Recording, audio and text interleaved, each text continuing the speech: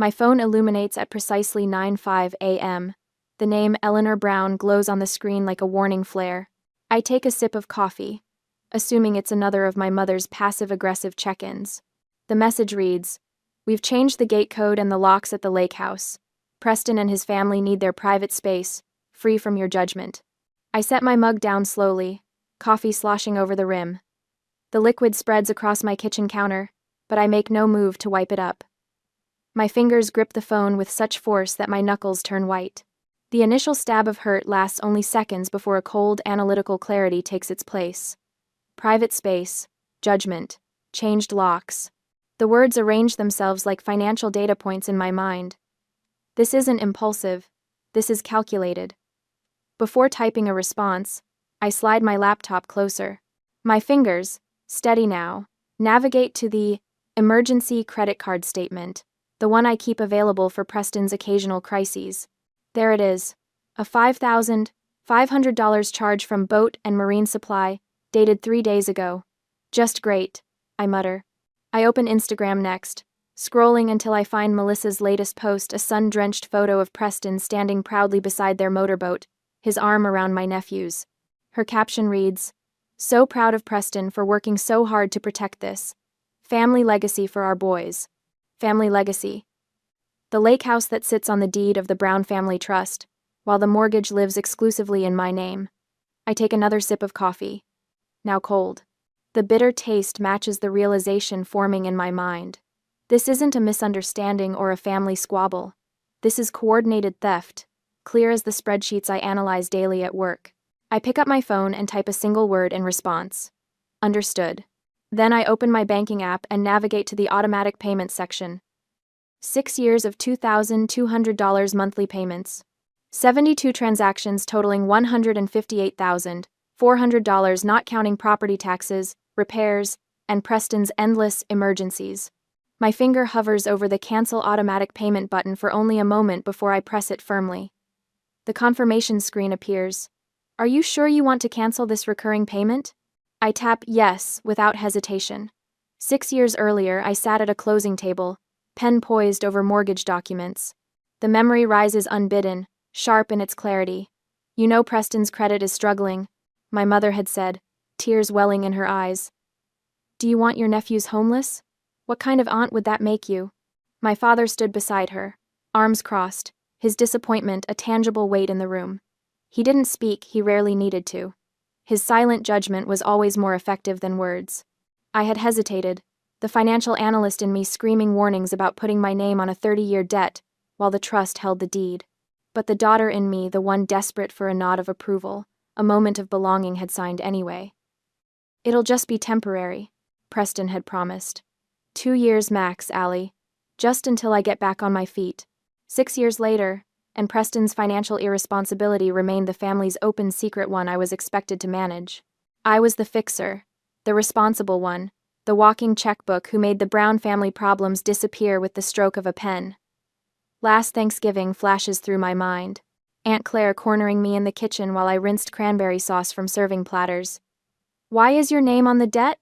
But the trust is on the deed," she had asked, voice low enough that only I could hear. "It's fine, Aunt Claire." I had dismissed her concern with practiced ease. "It's all under control." She had given me that look, part pity, part frustration, before patting my shoulder and walking away. It wasn't under control. It never had been. The realization settles in my stomach like a stone. 2 days after my one-word text response, a certified letter arrives. I sign for it, thanking the postal worker. Inside is exactly what I expect. A default notice from First National Bank. The phone rings 20 minutes later. "Miss Brown? This is Thomas Reynolds from First National Bank's mortgage department. We've noticed your automatic payment didn't process this month." "Yes, that's correct," I reply, my voice calm and professional, the same tone I use in board meetings. "I've canceled the automatic payment." A pause. "I see." His confusion is evident. "Miss Brown, your payment history has been excellent for 6 years. Did you intend to make the payment another way?" "No, Mr. Reynolds. I intend to default." Another pause, longer this time.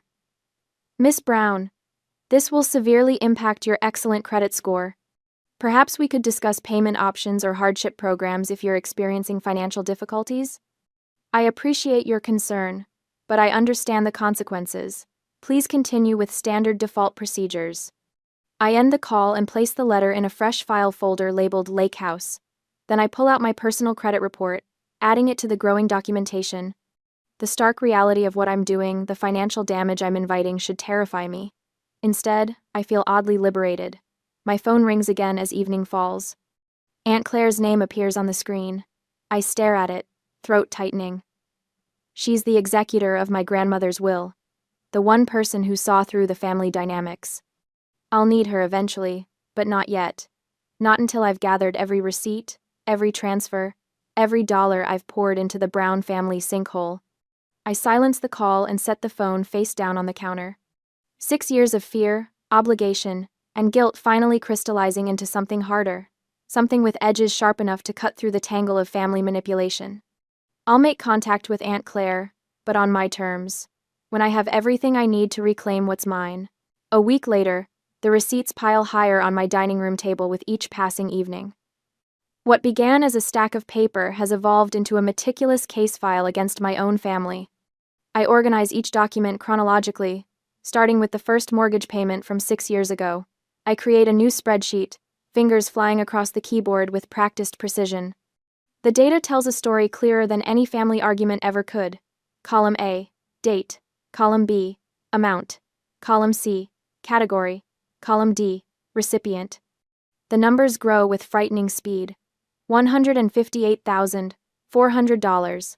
I whisper, staring at the mortgage payment total. 6 years of my life, converted to a single cell on a spreadsheet. I add the property taxes next. $8,000 annually, paid faithfully every December for 6 years. $48,000 that protected a house I can no longer enter. The repair receipts come next. $15,000 for the dock replacement after the storm 3 summers ago. $7,000 for the HVAC system last winter, when Eleanor called in tears about my father's health concerns in the cold. Last comes Preston's personal debts. $25,000 in various emergencies over the years. And now, the final insult. $5,500 for a boat engine purchased 3 days before they changed the locks. $259,400. The total sits at the bottom of my spreadsheet, a monument to my own blindness. My phone vibrates against the table. Preston's name flashes across the screen. I consider letting it ring through to voicemail, but anger pushes me to answer. Hello, Preston. Hey, Allie. His voice carries that familiar false cheer. Listen, I noticed you haven't made this month's mortgage payment yet. The bank called Dad. I'm aware. A beat of silence. So, are you going to fix that?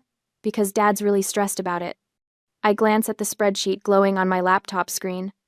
Preston, I'd like to discuss the $5,500 charge on the emergency card. Oh, that.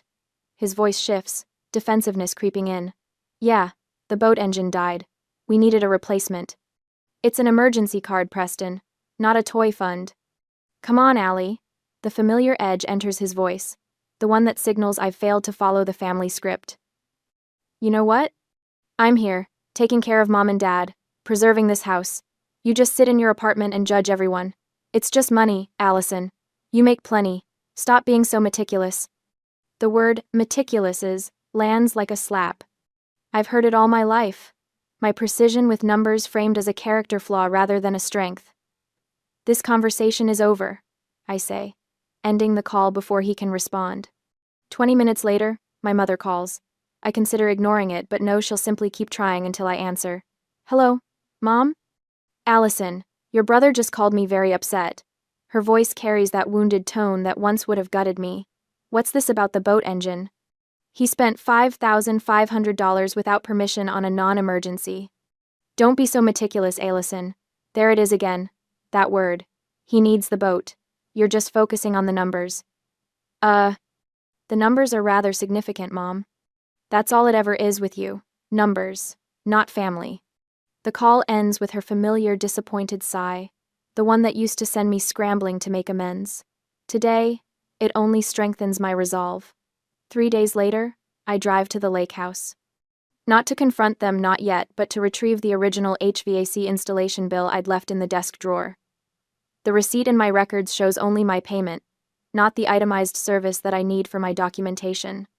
The spare key remains hidden in the fake rock by the side garden, just as it has since my childhood. Some things never change. I slip inside quietly, moving toward the office. Voices from the back porch drift through the open windows. Preston and my mother, glasses clinking as they enjoy the afternoon sunshine that my mortgage payments have secured. Who cares if she's upset? Preston's laugh carries through the house. She's our Alison trust fund. As long as the money hits, she can be as rigid as she wants. I freeze, half bent over the desk drawer. I know, honey. My mother's voice, softer but equally dismissive. Honestly, she doesn't really value family. She just values numbers. The drawer slides open silently. I grab the HVAC bill, fold it precisely, and tuck it into my jacket pocket. Neither of them notices as I slip back out the front door, locking it behind me. In my car, hands gripping the steering wheel, a strange calm descends. The hurt I expected doesn't materialize.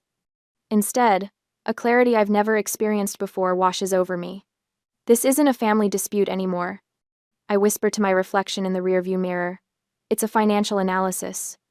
The invitation to my father's 65th birthday party arrives the following week. Embossed cardstock featuring a golf course image and a request for an RSVP. I place it beside my laptop, staring at it while my spreadsheet glows on the screen. Instead of responding, I save the spreadsheet to a USB drive and tuck it into my purse. Then I open my email and compose a new message. To claire.vance@gmail.com. Subject: Urgent matter regarding the Brown Family Trust. The cursor blinks expectantly. I type a single sentence. Aunt Claire, I will be presenting a financial analysis of the trust at Dad's party. As the executor of Grandma's will, I believe you need to be there. I hit send without hesitation. The reply comes within minutes. I'll be there. We need to talk before then. Call me tomorrow. I slip the USB drive into my jacket pocket, feeling its weight like a weapon. The numbers don't lie. And neither will I. Not anymore. Later that evening, my phone buzzes 3 times in rapid succession. Eleanor's name flashes across the screen like warning lights. I consider ignoring the messages, but curiosity wins. I open them, mentally bracing myself. Why haven't you RSVP'd to your father's party? 20 seconds later, the bank called us about the mortgage. What on earth is going on, Allison?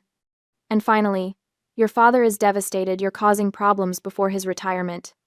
I place the phone screen down on my desk, a small smile playing at the corners of my mouth. The order of her priorities speaks volumes. The party comes first, then the money, and finally, the emotional manipulation. Classic Eleanor Brown. My office phone rings. Not Eleanor this time, Richard. My father rarely calls directly, preferring to let my mother handle the women's business of family relationships. I answer with my professional voice. Allison Brown speaking. Alison. His voice holds the practiced disappointment I've heard since childhood.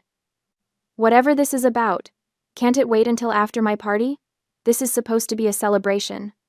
I twirl a pen between my fingers, focusing on the small motion to keep my voice steady. I'm afraid not, Dad. Some things can't wait. You've always been so meticulous about money. He sighs heavily. It's just money, Allison. Just money. $259,400 of just money. I'll see you at the party, I say, ending the call before he can respond. The next morning, I arrive early at Riverbank Coffee, a neutral location 20 minutes from both my apartment and Aunt Claire's house. I chose a table in the corner, away from other customers, my folder of evidence placed neatly before me. The bell above the door jingles, and Claire steps inside, scanning the room until she spots me. Claire Vance has always been the anomaly in the Brown family, practical, direct, and incapable of being manipulated by tears or silent treatment. My grandmother's only daughter, she inherited both her mother's clear-eyed judgment and her role as executor of the family will. She slides into the chair across from me, removing her sunglasses. I got your email. What's this about the trust? I open the folder, placing the most damning documents on top. I've been financing the lake house for 6 years. Mortgage, taxes, repairs. Preston's debts. I tap the boat engine receipt, including this latest purchase. Claire scans the documents, her expression darkening with each page she turns. When she reaches the Instagram post, she inhales sharply. Family legacy? Her voice trembles with barely controlled fury. Your grandmother never intended the trust to operate this way. I know that now. Claire's eyes, so similar to my father's but without the constant disappointment, meet mine. Richard has breached his fiduciary duty as trustee. Do you understand what that means? I shake my head slightly. It means he's legally required to manage the trust assets for the benefit of all beneficiaries, not just Preston. Using your money to pay for assets that only benefit your brother while excluding you from ownership? She taps the documents sharply. That's textbook financial exploitation. Something shifts inside me, a subtle realignment, like numbers finally balancing on a spreadsheet. As executor, end quote. Claire continues, I have both the authority and obligation to act. This isn't just immoral, it's illegal. The word illegal echoes in my mind. Not a family squabble, not an emotional misunderstanding, a legal violation with concrete remedies. What can we do? I ask. We can petition the court to remove Richard as trustee, force the sale of the lake house, and recover every penny you've put into it. Claire reaches across the table, covering my hand with hers. But Allison, this will change everything. They won't forgive you. They never appreciated me in the first place, I reply, surprising myself with the clarity of the revelation. 3 days later, I'm reviewing quarterly projections when my assistant's voice comes through the intercom. Miss Brown? There's a Preston Brown causing a scene in the lobby. Security is asking what you'd like them to do. My heart rate spikes, but my voice remains steady. I'll be right down. The elevator doors open to reveal Preston standing in the center of the marble lobby, his face flushed red. Several colleagues have stopped to watch the spectacle. Security guards hover nearby, uncertain. There she is, Preston shouts when he spots me. You're trying to make my kids homeless. I step forward, maintaining a calm exterior despite the adrenaline coursing through me. Lower your voice, Preston. You think you're so perfect with your fancy job and your spreadsheets, he continues, gesturing wildly. But you're just a bitter, lonely woman trying to punish her family. I take another step closer, ensuring my voice carries to the gathered onlookers. You've lived rent-free for 6 years while I paid a $2,200 mortgage. This isn't my problem to fix. It's a consequence of your choices. You bitch, he hisses, lunging forward. Security moves instantly, positioning themselves between us. Sir, you need to leave the premises. This isn't over, Preston shouts, as they escort him toward the exit. You'll regret this. That evening, Claire meets me at her lawyer's office, trust documents in hand. The lawyer, a gray-haired woman with sharp eyes and a no-nonsense manner, reviews our evidence with methodical precision. The arrangement is textbook financial exploitation, she confirms, echoing Claire's earlier assessment. The breach of fiduciary duty gives us all the leverage we need. Claire nods firmly. Richard has violated his duty. As executor, I can petition for his removal and force the sale of the asset. And the recovery of funds? I ask. With this documentation? The lawyer taps my meticulously prepared spreadsheet.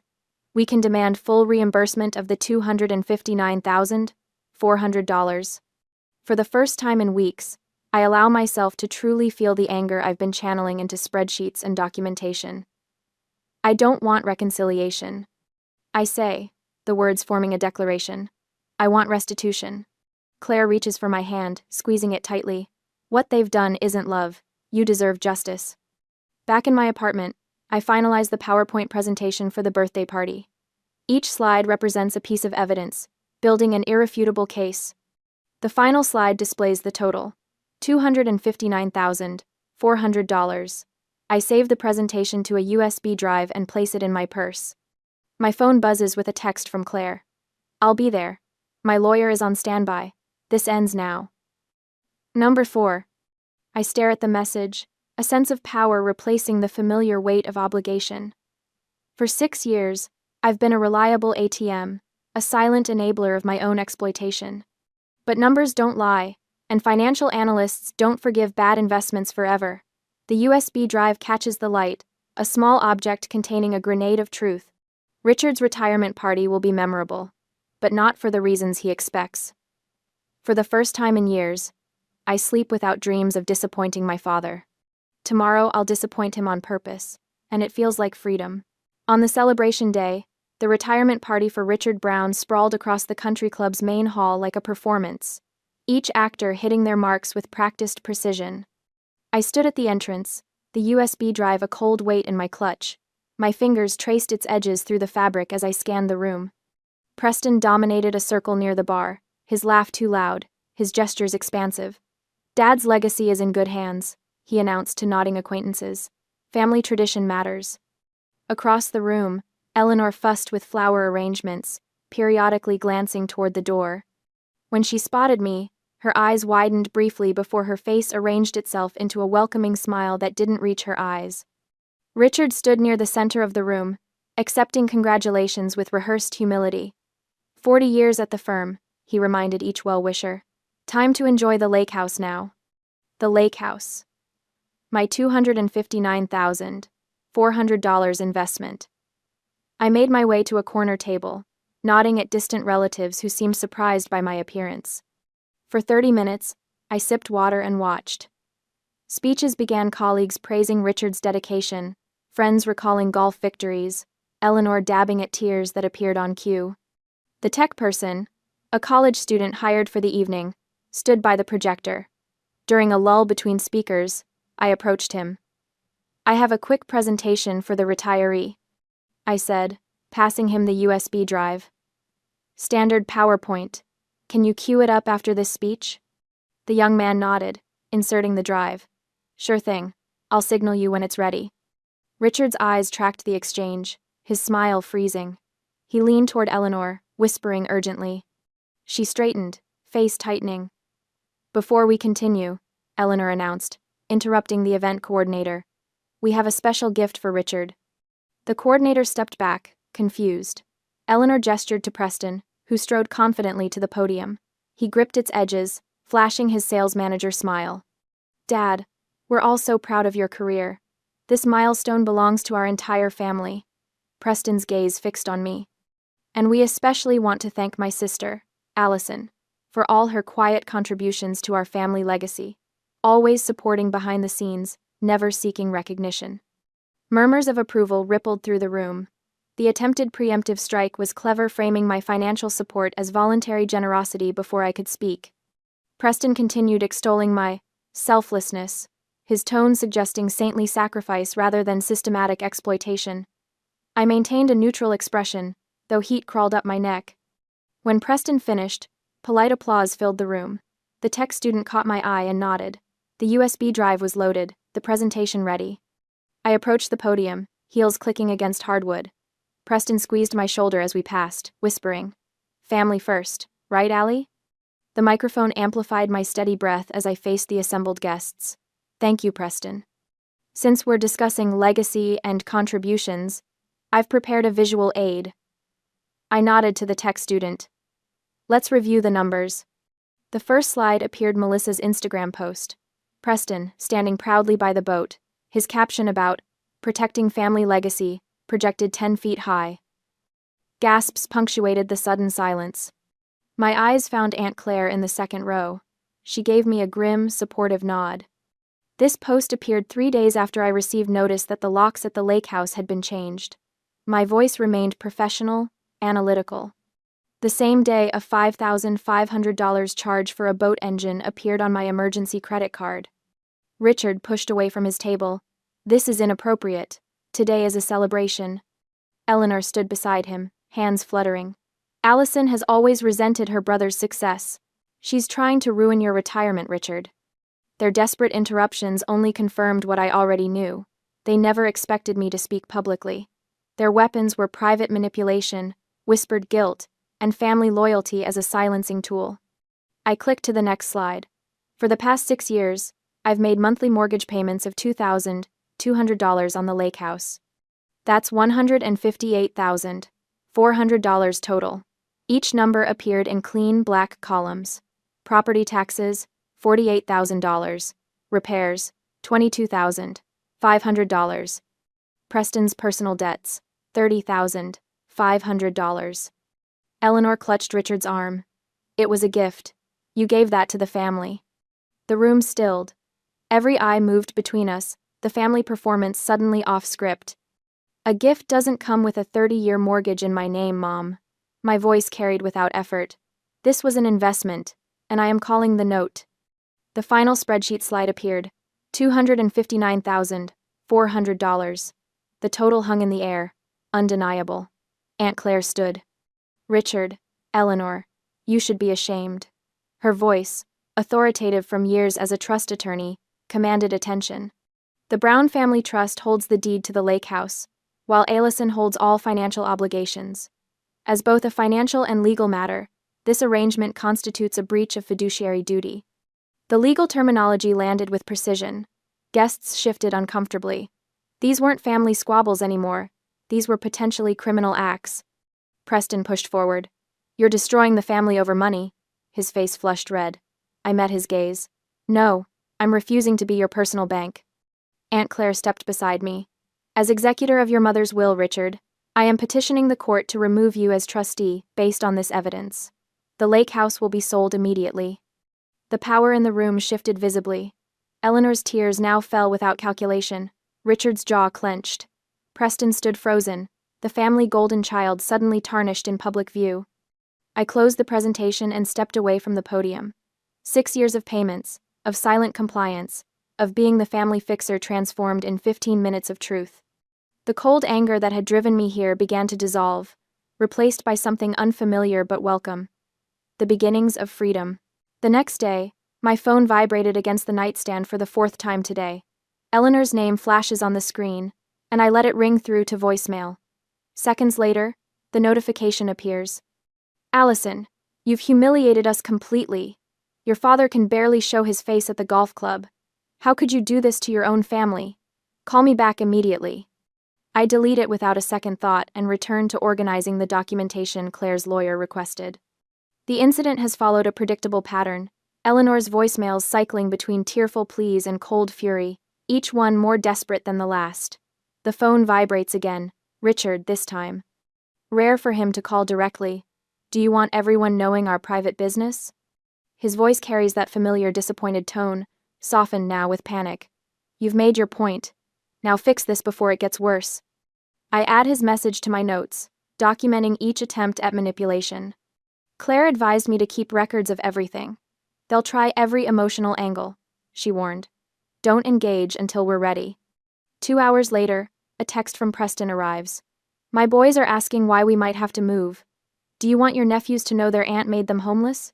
Is that what you want, Allie? I place the phone face down on my desk and return to the spreadsheet, adding his text to the timeline. Their tactics are transparent now. Fear, obligation, guilt, the same tools they've used my entire life. But numbers don't respond to emotional blackmail, and neither will I. 3 days after the party, the family's attorney sends a cease and desist letter, claiming defamation of character and malicious intent to damage family reputation.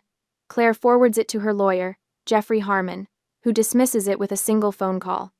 Frivolous and without merit, he tells me during our conference call, truth is an absolute defense against defamation, and we have documented evidence for every claim. Claire adds, Eleanor has been telling extended family you're having a mental breakdown. She called your cousin Diane yesterday, claiming you're unstable and fixated on money. Let her, I say, surprised by the steadiness in my voice. The documentation speaks for itself. 2 weeks after the party, we face the first real challenge. The family's lawyer attempts to stall proceedings, claiming Preston had a verbal agreement with me and that my payments were intended as gifts to support the family legacy. Jeffrey Harmon simply slides the credit card statement across the conference table during our preliminary meeting. The $5,500 boat engine charge glares in bold print. Was this also a gift? He asks, his voice calm but pointed. Because Miss Brown's signature isn't on this authorization. Or perhaps you'd like to explain to the court how an unauthorized charge on someone else's credit card constitutes a gift. The argument crumbles before it begins. 27 days after Richard's retirement party, we gather for the final settlement meeting. The setting isn't a public courtroom with observers, but the sterile conference room in Claire's lawyer's office. The large mahogany table forms a barrier between us. I sit beside Claire, both of us dressed in tailored suits, backs straight, expressions neutral. Across from us, Richard, Eleanor, and Preston occupy their chairs like reluctant defendants. Their lawyer, a silver-haired man named Thomas Gentry, shuffles papers without making eye contact. The air conditioning hums in the silence while Jeffrey opens the meeting. "Thank you for agreeing to this settlement discussion," he begins, placing a folder in front of him. "The evidence of breach of fiduciary duty is clear and substantial." Eleanor opens her mouth, but Thomas Gentry places a warning hand on her arm. Jeffrey continues. "The evidence presented at Mr. Brown's retirement party, the complete financial spreadsheet, and supporting documentation is now part of our official legal demand." He slides identical folders to each person at the table. These contain the non-negotiable terms of settlement. Richard flips through his copy, face growing paler with each page. Preston stares at the floor. Eleanor's hands tremble as she reaches for her water glass. "My clients will agree to the terms to avoid further litigation," Thomas Gentry states, after a brief consultation with Richard. His tone carries the resignation of someone who knows they've been outmaneuvered. "For the record," Jeffrey says, removing his glasses, "the lake house will be listed for sale by end of day tomorrow. The proceeds will first pay off the bank liberating Miss Brown from the mortgage debt, and then fully reimburse her $259,400 for payments made." Eleanor's composure finally breaks. "But where will Preston and the boys go?" Her voice cracks, tears forming at the corners of her eyes, the same performance that compelled me to sign those mortgage papers 6 years ago.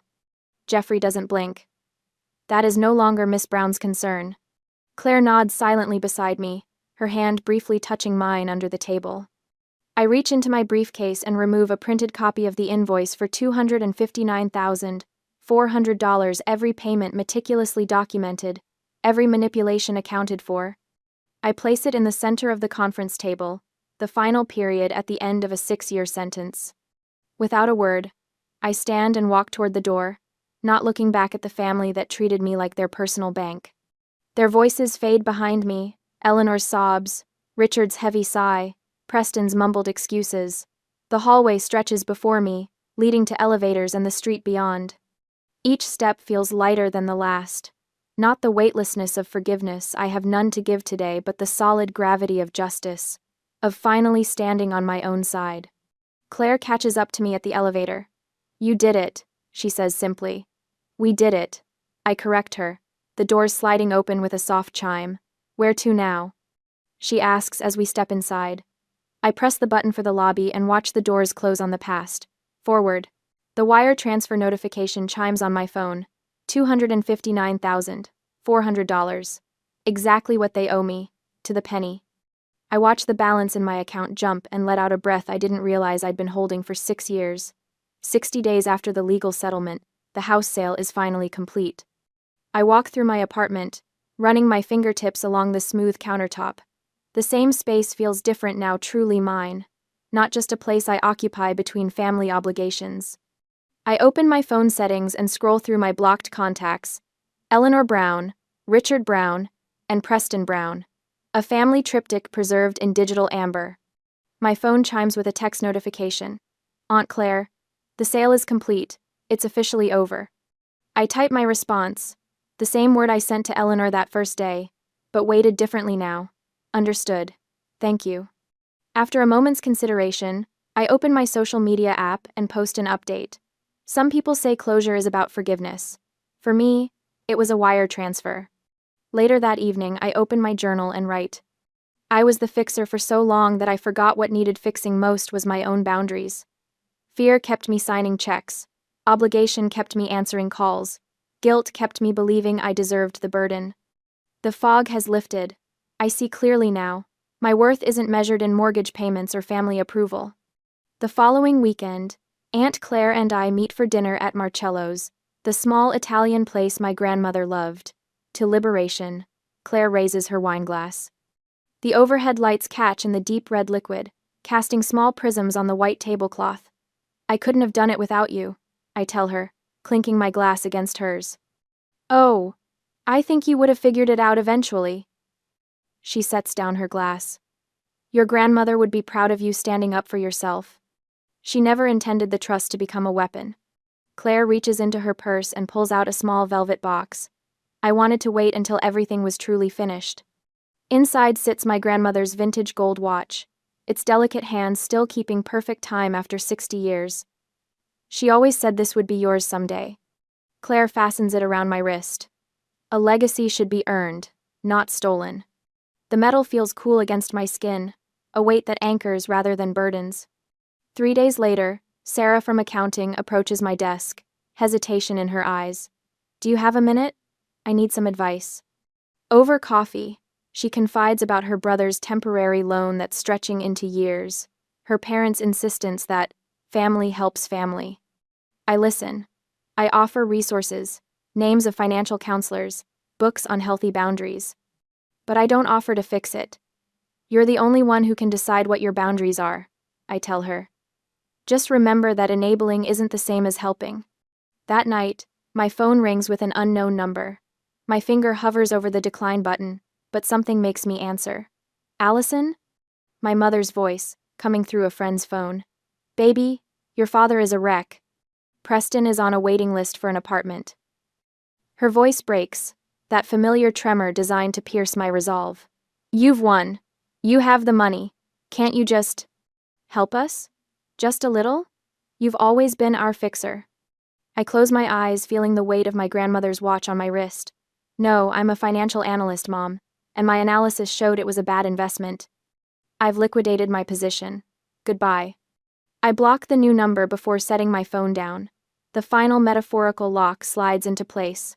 Standing at my window, watching the city lights below, I don't feel the weightlessness I expected. I feel something better: gravity. The solid, grounded certainty that I am finally standing on my own side. When people ask, "But that's your family," I just nod. Yes, just as a cage is still a home if you've never known anything else. But I stepped outside, and the air out here doesn't demand I prove my worth.